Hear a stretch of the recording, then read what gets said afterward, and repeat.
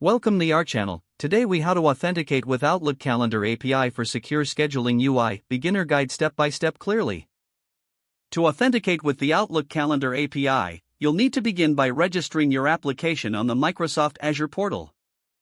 Visit the Azure portal at portal.azure.com. Log in with your Microsoft account credentials. Once logged in, navigate to Azure Active Directory from the left sidebar.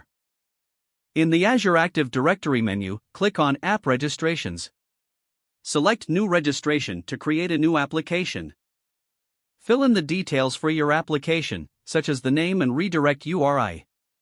Choose the appropriate account type you want to support. After filling in the details, click on the Register button.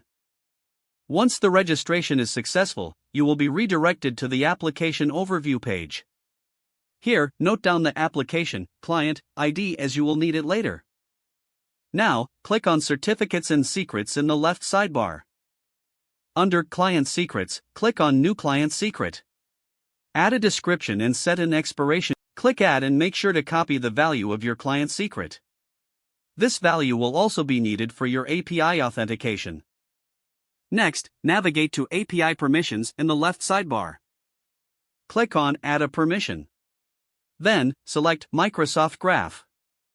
Choose the type of permissions your application requires. For calendar access, you might want to select Delegated Permissions and add permissions related to calendar access. After selecting your permissions, click on Add Permissions to save your changes. Next, you need to implement the OAuth 2.0 authentication flow in your application.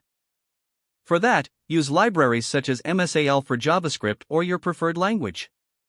Request an authentication URL by including your client ID, redirect URI, and scopes for calendar access. Redirect the user to the authentication URL. Once the user consents, they will be redirected back with an authorization code. Capture this authorization code within your application. Now, exchange this authorization code for an access token by making a POST request to the token endpoint. Include the client ID, client secret, redirect URI, and the authorization code in the request. If successful, the response will return an access token. This access token allows your application to interact with the Outlook Calendar API securely.